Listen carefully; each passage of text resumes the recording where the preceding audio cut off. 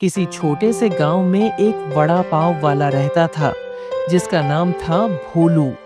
वह अपनी छोटी सी दुकान पर दिन रात स्वादिष्ट वड़ा पाव बनाता और बेचता था।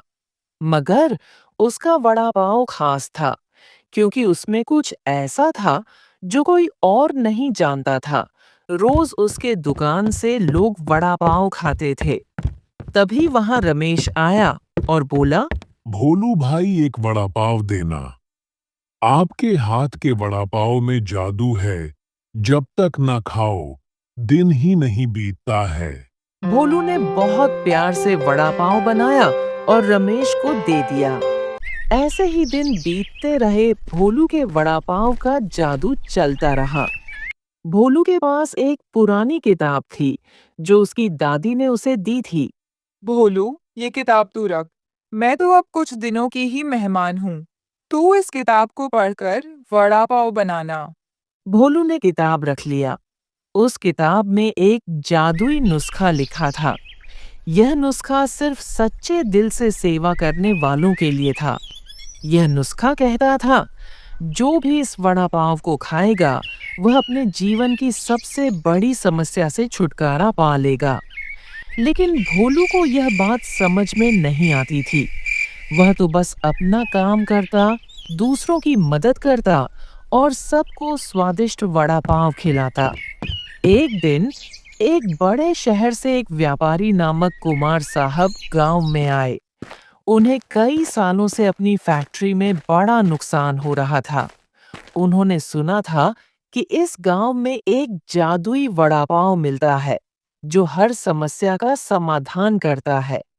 कुमार साहब ने सोचा, अगर इस वड़ा पाव का कोई असर हुआ तो मेरी फैक्ट्री का नुकसान बंद हो जाएगा।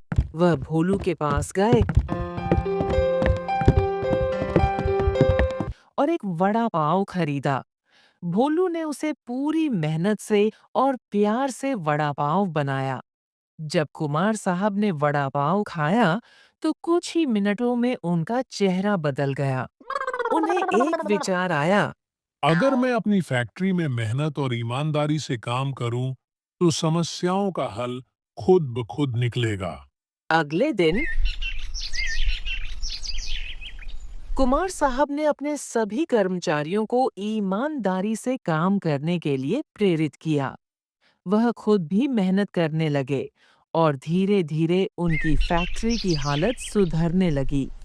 उनका कारोबार फिर से चलने लगा। लेकिन यह तो सिर्फ शुरुआत थी। एक-एक करके गांव के लोग भी भोलू के पास आने लगे।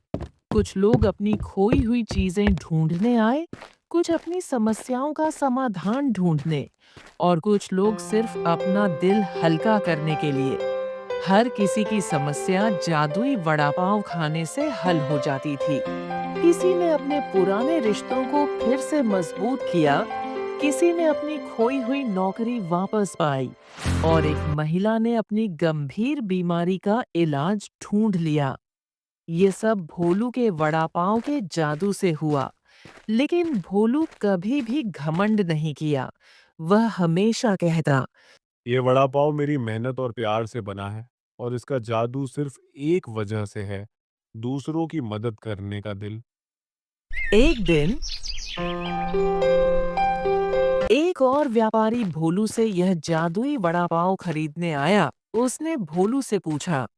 क्या तुम मुझे यह जादुई नुस्खा दे सकते हो? भोलू हंसा और कहा, इसका नुस्खा तो किसी किताब में नहीं लिखा है। इसका असली जादू सिर्फ दिल में होता है। सेवा, प्यार और सच्चाई से भरा दिल। और इस तरह भोलू का वड़ा पाव न सिर्फ स्वाद में बल्कि दिलों में भी एक जादू छोड़ गया। लोग उसे सिर्फ वड़ा पाव खाने नहीं बल्कि जीवन का असली राज समझने आने लगे।